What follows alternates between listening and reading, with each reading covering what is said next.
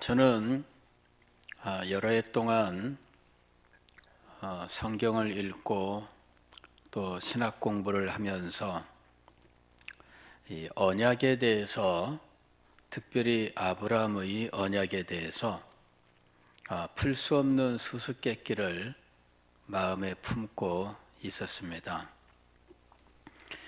아브라함의 언약을 보면서 어떻게 여기서 예수 그리스도에 대한 믿음을 말할 수 있을까 하는 것이었습니다. 신약과 구약의 통일성을 말하고 구약의 성도들도 오실 예수 그리스도를 믿음으로 구원을 받았다라고 하는 이 말을 가지고 구약 성경을 살필 때 무엇보다도 아브라함이 믿음의 조상이 되었는데 정말 아브라함의 마음속에 예수 그리스도라고 하는 분이 계셨던 것일까라는 의문을 가지고 있었습니다. 아브라함의 마음속에 예수 그리스도가 계셨을까? 아마도 오늘 우리와 같이 선명하지는 않았을 것이지만 예수 그리스도를 본 사람은 아마 아브라함이 보았던 그 희미한 실루엣을 가지고도 예수님이다 이렇게 알아볼 수 있는 그 정도의 모습은 이제 아브라함이 보았지 않았을까 이렇게 생각하면서 지냈던 거지요. 사실 처음 보는 사람은 못 알아보지만 이미 선명하게 누군가를 보고 아는 사람은 그저 희미한 그림자, 그 해상도가 떨어지는 그런 것만 봐도 누구다 이렇게 알 수 있잖아요. 그래서 오늘 우리들이 볼 때에는 그렇게 알아볼 수 있는데 아마 그 당시의 분은 아마도 그만큼은 알지 못할 것이다.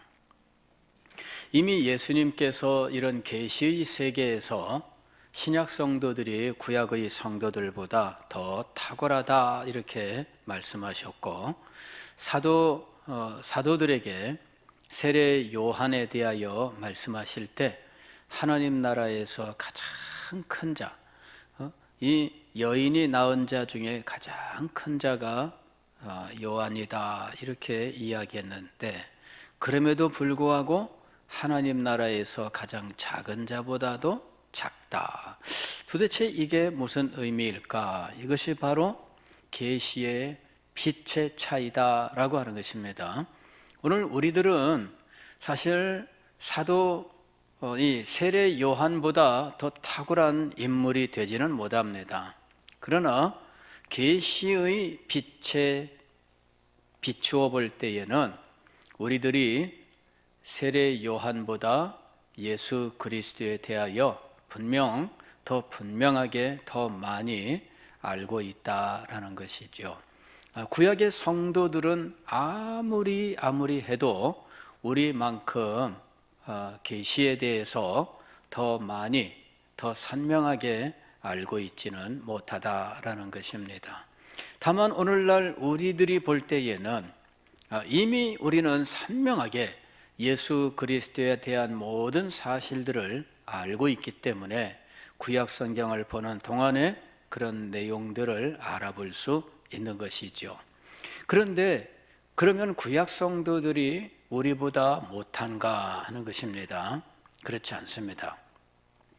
우리는 분명하게 보는데도 제대로 믿지 못하고 구약의 성도들은 우리보다 희미한데도 불구하고 더 확실하게 믿는 이런 모습들이 있어요. 이게 참 신기하죠. 저는 언젠간 그런 생각을 했어요. 제가 신약 시대에 있고 또 신약 시대에서도 2000년 이 세월이 예수님 이후 교회가 세워지고 2000년이나 후에 존재하는 사람이기 때문에 그동안의 성경과 신학의 발전과 이런 것들이 충분히 쌓인 후에 제가 지금 태어났고 지금 신학 공부를 하고 지금 2000년 동안에 쌓인 이 신학의 발전을 가지고 성경을 볼 수 있게 되었기 때문에 과거의 성도들보다 더 축복된 존재다, 이렇게 생각을 합니다. 그리고 초대교회 사도들 시대 이후에 그 2세기부터 3세기에 이르는 그 동안에 그 교부들이라고 하는 분들이 있습니다. 오늘로 치면은 신학 교수에 해당하는 분들이겠지요. 근데 그런 분들을 보면서 오늘날 우리들의 시각으로 본다면 그분들이 신학적인 수준이 지금에 못 미친다라고 하는 것들을 보면서 참 지금 얼마나 복되냐, 이렇게 생각을 했습니다. 그러나 이것은 굉장히 어리석고 또 교만한 생각이었습니다. 알고 보면 그분들은 빛이 지금만큼 풍성하지 않은 때에도 그분들은 그 희미한 빛 아래에서 얼마나 신실하게 예수 그리스도를 믿고 하나님을 섬기고 교회를 사랑하면서 헌신과 희생의 삶을 살아갔는지 모른다는 것이죠. 오늘날 우리는 따라갈 수가 없어요. 하다못해 그냥 50년 전 우리 조국교회 섬겼던 성도들만 생각해도 오늘날 성도들은 50년 전의 성도들을 따라갈 수가 없어요. 50년 전의 성도들이 교회를 사랑하고 헌신했었던 이런 삶의 모습과 지금 성도들이 교회 섬기는 모습을 비교하면 너무나 차이가 많아요. 지금 성도들이 그때 성도들보다 훨씬 잘 살아요. 잘 먹고 잘 입고 그리고 훨씬 좋은 집에 살아요. 지금 젊은 세대들은 그때 성도들과 비교할 수 없는 아주 풍요로운 가운데 살고 있어요. 그럼에도 불구하고 그때의 성도들만큼 헌신하지 못합니다. 지금 성도들이 더 잘났는가? 그렇지 않습니다. 지금 성도들이 옷은 더 잘 입고 다닐지 모르겠습니다. 지금 성도들이 더 맛있는 거 먹고 다닐 수 있는지 모르겠습니다.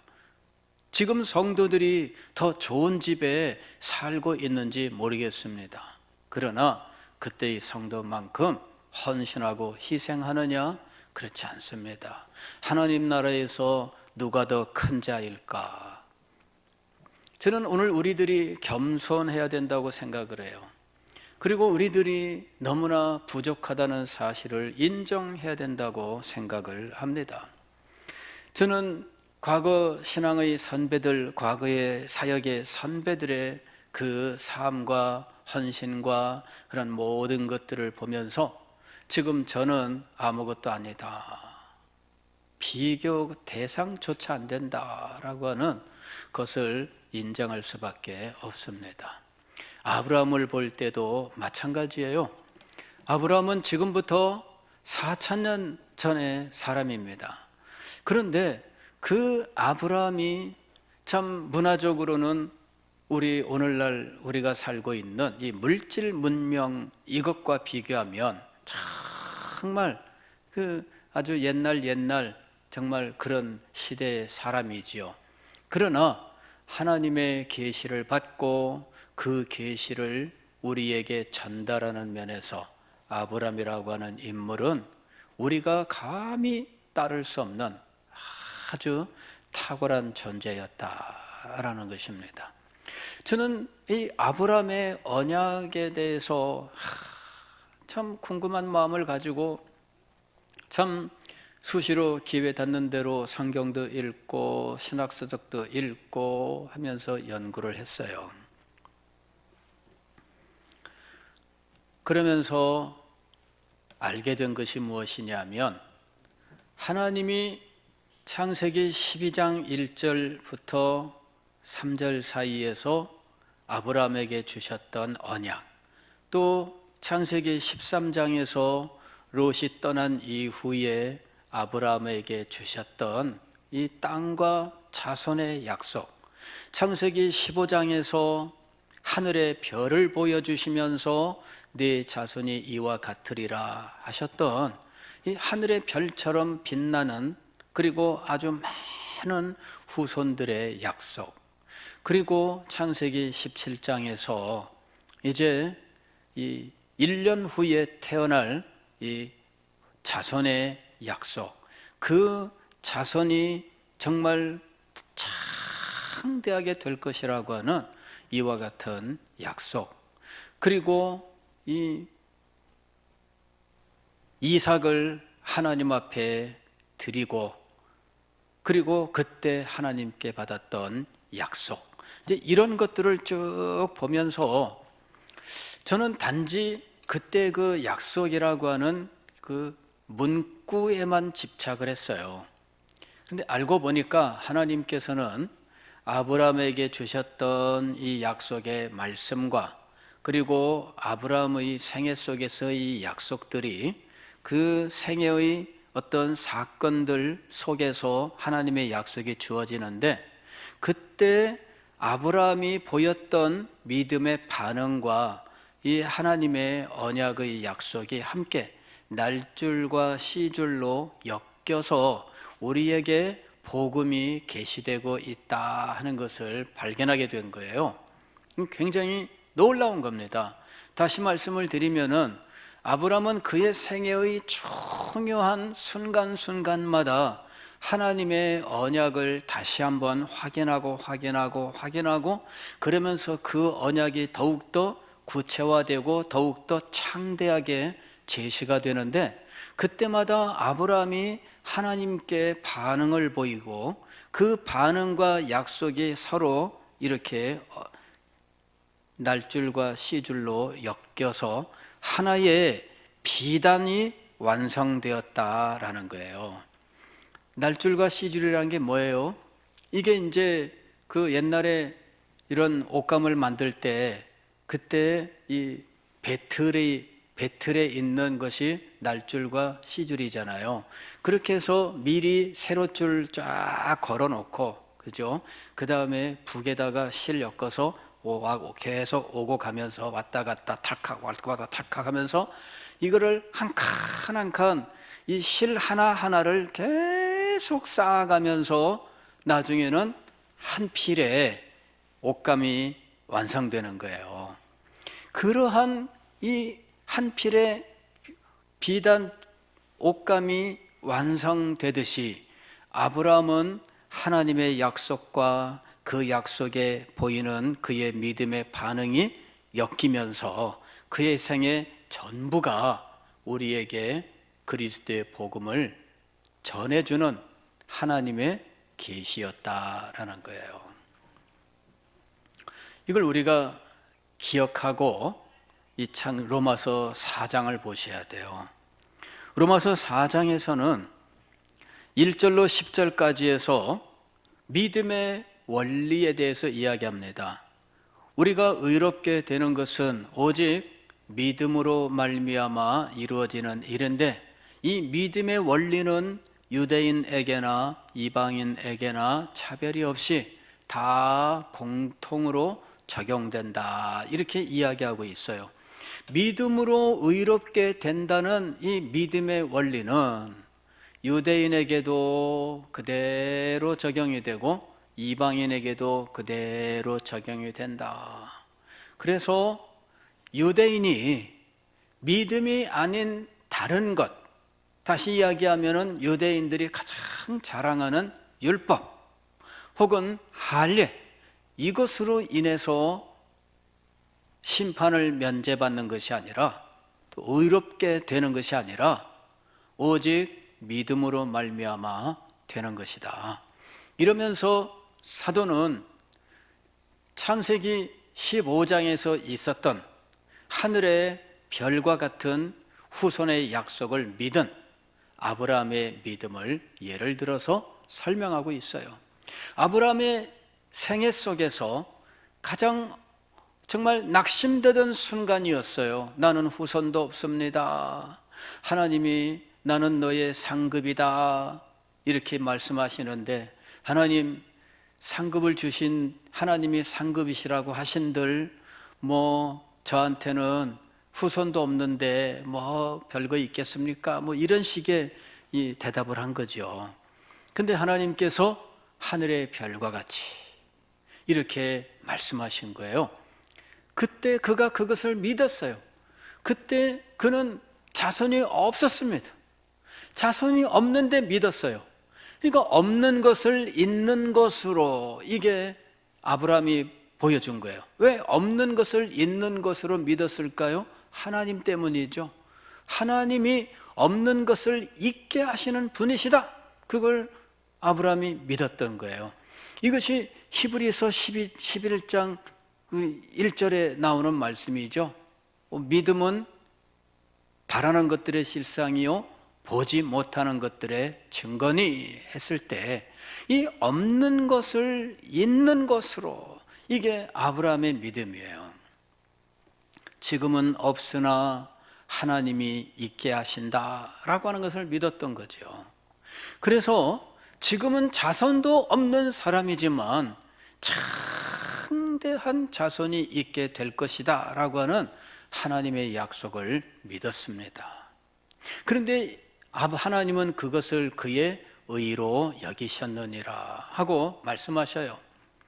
자, 이 믿었을 때 의로 여기시는 이 이신칭의라고 하는 이 원리가 바로 하나님의 언약과 그의 믿음 이 속에서 우리에게 계시된 거예요. 그리고 이 원리는 율법이 이스라엘 백성들에게 주어지기 전에 이미 아브라함에게 계시된 거다라는 것이죠. 그래서 유대인도 율법으로 의롭게 여김을 받는 것이 아니라 믿음으로 의롭게 여김을 받아야 돼요. 그리고 인간 중에 유대인이 아니라 이방인 가운데에도 율법처럼 자부하는 어떤 것들을 가지고 있어요. 학식이 있는 사람은 자기의 학식을 자랑할 것이고, 권력을 가진 사람은 자신의 권력을 자부할 것이고, 부를 가진 사람은 자신의 부를 가지고, 이와 같은 것은 예외적인 존재로 만든다는 거예요. 인간의 역사를 보면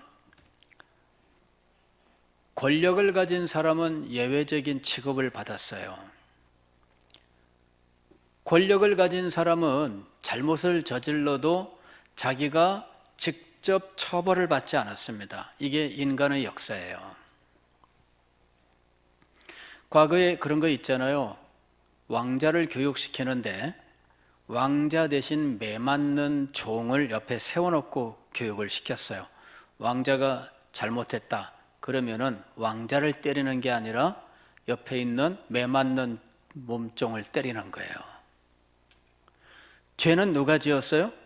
잘못은 누가 했어요? 근데 누가 벌을 받습니까? 그게 인간 세상의 원리입니다. 지금도 인간 세상은 지금 그 원리를 주장하고 고집하는 상황이에요. 내가 권력자면은 내가 누군 줄 알고 이러는 거죠. 내가 누군 줄 알고. 그런 사람들은 애교죠. 내가 누군 줄 알고, 이건 애교입니다. 지금은 국회의원은 이제는 검찰 수사 안 받아요. 예. 왜? 권력자니까. 이제는 국회의원은 검찰 수사 안 받도록 아예 이번에 법을 만들어 버렸어요.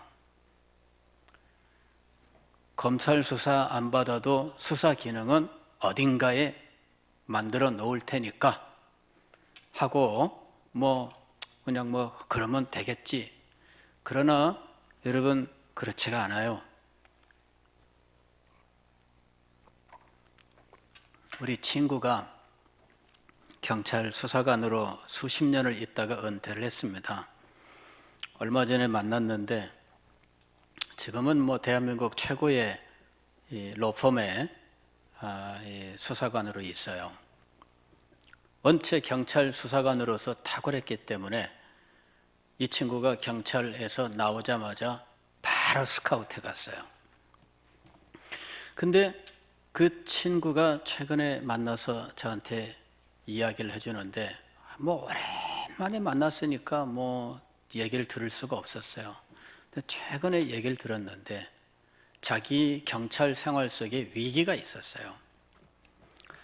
어떤 수사를 해서 그걸 밝혀서 이제 이 범죄자를 넣었는데, 이 사람이 경찰의 고위직들하고 다 통하는 사람이었던 거예요. 이래 가지고 이 친구가 하루에 3번 인사발령을 받았대요. 수사팀장으로 있다가 그만 파출소로. 근데 3번 인사발령 받았다는 거예요. 이게 말이죠, 그러니까는 살고 싶지가 않더래요. 예. 그래가지고 자기가 산 위에 올라가서 정말 절벽에서 몸을 던지려고 몇 번 올라갔다는 거예요. 여러분, 참 저도 경찰에 대해서 잘 모릅니다. 그러나 경찰은 압력에 의해서 이 수사가 제대로 이루어지지 않는 이런 모습들이 참 많이 나타났어요. 그동안에. 참 죄송하지만은 참 그런 모습들이 많이 나타났어요. 검사보다 경찰이 약해요. 누구에 대해서? 권력자에 대해서. 그래서 권력자들은 빠져나가고 힘없는 사람들만 붙잡히는 거예요. 이것이 사실은 인간 세상에서 권력자들이 늘 추구해 왔던 거예요. 이건 뭐 지금의 문제는 아닙니다. 이거는 인류 역사에 권력이 존재하는 한 있었던 일이에요. 권력자는 일단 빼고 보는 거예요. 이제 이런 일들이 역사 속에서 이제 점차로 확대되어 갑니다. 그 다음에 이렇게 예외적인 존재가 되는 대상들은 학자들이었어요. 학자들이 존경을 받고 특별 대우를 받았습니다. 옛날에는 박사하게 되면은 아주 탁월한 지위를 인정을 하고, 이런 사람들은 사회에서 특별 대우를 합니다. 어느 자리에 가면 이 자리에 어느 박사님이 오셨습니다, 이렇게 광고를 하고 이럽니다. 왜? 박사가 아주 탁월한 존재거든요. 오늘날은 박사 하면은 참 많고 그렇게까지 안 해주잖아요. 그런데 한 500년, 600년 전에는 박사 이러면은 정말 귀한 존재였어요. 그 다음에 또 인정받고 예외적으로 대우받은 사람들이 누구냐? 그러면은 이제 부자입니다. 부자. 사회적으로 일정한 그 재부 이상을 가지면 부자라고 해가지고 이런 사람들은 특별 대우를 받게 되는 거예요. 예. 그리고 사회가 민주화되어 가면서 이런 사람들은 일반인들보다 투표권을 더 줬어요. 일반인들이 한 표를 가졌다면 이 사람은 2표를 갖는 거죠.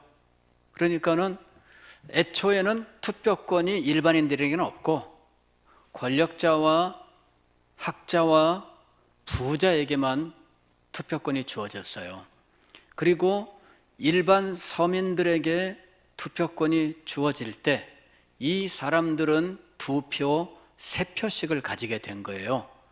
왜? 특별한 지위를 인정하는 거죠. 그러다가 20세기에 들어와서 이 사람들도 한 표씩이라고 하는 것이 이제 보편화되고, 20세기에 들어와서 여성들의 참정권을 인정해서 여성들도 한 표, 이렇게 된 거예요.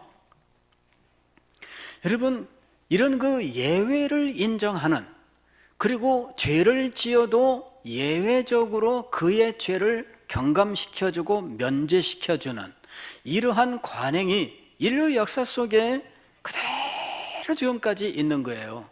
그리고 그런 의식이 사람들 머릿속에서 지금까지 존재하고 있었던 거예요. 이것이 종교 세계에서도 그대로 적용되는 겁니다. 그리고 신학에서도 그대로 적용되는 거예요. 그래서 우리가 생각하는 어떤 탁월한 존재들은 예수님 안 믿어도 구원받아야 될 것 같은 생각이 드는 거 있죠. 또 어떤 분들은 그렇게 묻습니다. 이 복음이 들어오기 전에 우리의 조상들은 어떻게 되나? 다른 조상은 몰라도 우리 조상은 지옥 가면 안 돼. 그죠? 그래서 예수 못 믿는다는 사람들도 있을 정도입니다.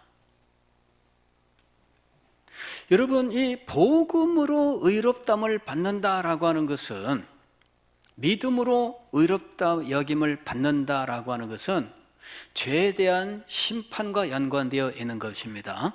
죄인에 대한 하나님의 진노, 그로 인한 하나님의 심판, 심판에서 면제되기를 원하는 인간들의 심정, 그리고 심판을 면제받아야만 된다고 하는 인간들의 기준이 있어요. 그런 것들로부터 이 믿음으로 의롭다함을 받는다라고 하는 이런 원리, 이것을 거기에 다 예외 없이 적용하는 것, 이것이 바로 이 로마서 복음의 특징이다라고 하는 것입니다. 오직 믿음으로 말미암아 의롭다함을 받는다.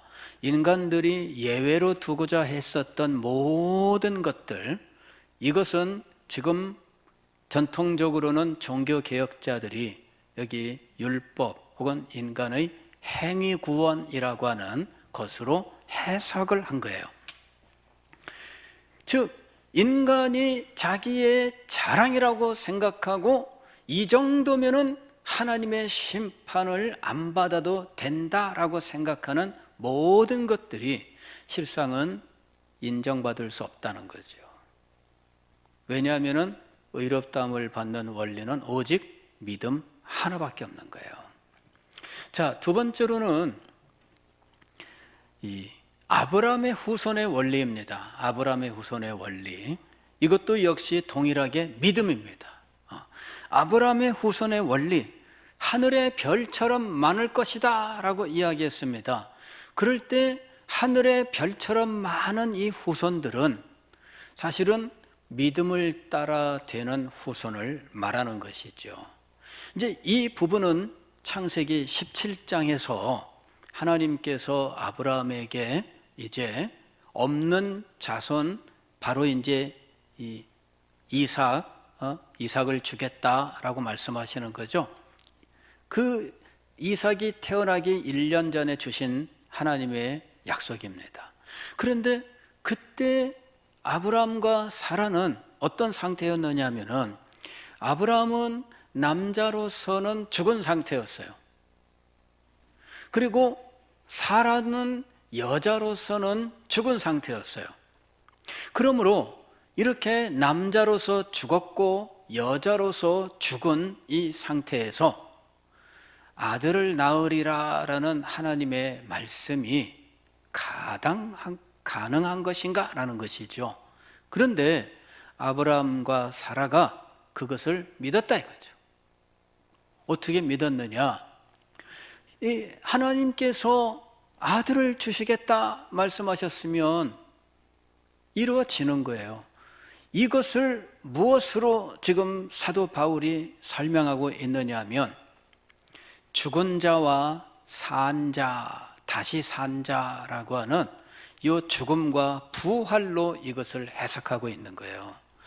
아브라함과 사라는 부활한 자들이 되었어요. 그래서 이삭을 낳게 된 겁니다. 그들은 남자로서 죽었고 여자로서 죽었습니다. 그러나 다시 살아나서 이삭을 낳게 되었어요. 이것이 부활신앙이었다라고 하는 것이죠. 그게 어떻게 부활신앙입니까?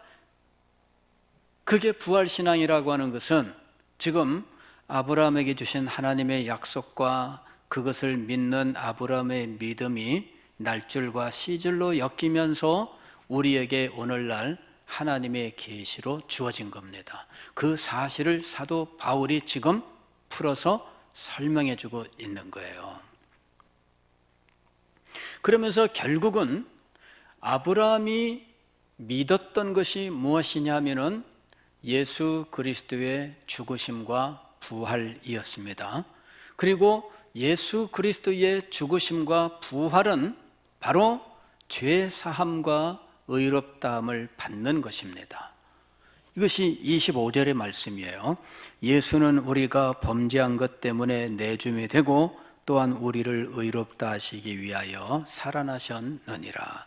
즉 죄를 대신 지시는 이 대속의 죽으심, 그리고 다시 살아나신 이 부활이 바로 우리의 죄 사함과 의롭다 하게 하는 바로 이것을 위한 것이었다라는 것이고요. 이것이 바로 아브라함에게 주신 하나님의 언약과 그것을 믿는 믿음, 이것이 아브라함의 생애 속에서 날줄과 씨줄로 엮여서 마치 한 폭의 비단처럼 우리들에게 제시가 되었다라는 것이에요. 지금 사도는 그것을 우리에게 지금 풀어주고 있는 거죠. 아브라함의 후손이 되는 것도 단지 혈통을 따라 되는 것이 아니라 믿음을 따라 되는 것이다. 그러므로 유대인들이 아브라함의 진정한 후손이 되기 위해서는 믿음을 가져야 되는 것이며, 이방인들이 아브라함의 후손이 되는 것도 동일하게 믿음을 따라 되는 것이다. 유대인이니까 아브라함의 후손이 되는 것이 아니라 믿기 때문에 아브라함의 후손이 되는 것이다. 이렇게 믿음으로 되는 믿음의 후손의 원리를 말씀하고 있는 것입니다. 아브라함의 생애 속에는 이 죽으심과 부활의 이런 계시가 주어져 있었습니다.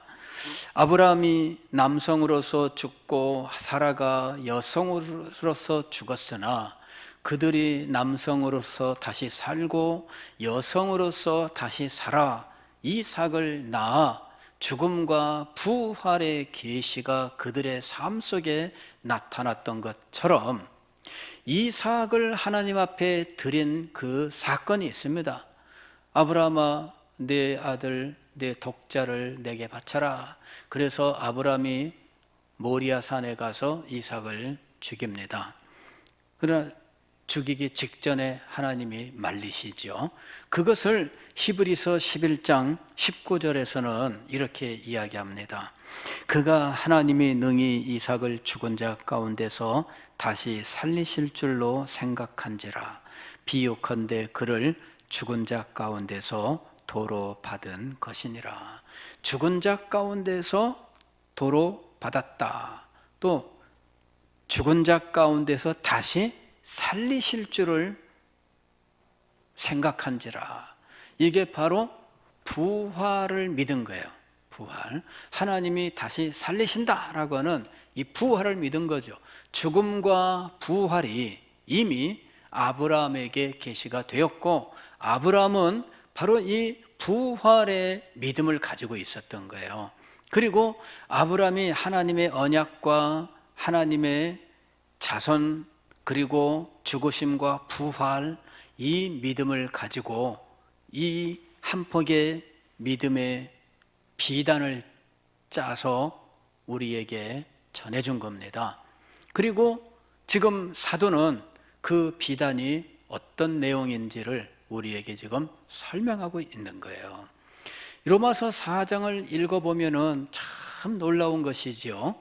아브라함의 생애 속에 여러 차례 하나님의 계시, 언약과 약속이 주어지고 아브라함의 믿음에 반응이 있고 그것이 엮이면서 신약 복음이 아주 아름답게 펼쳐지고 있더라 하는 것이죠.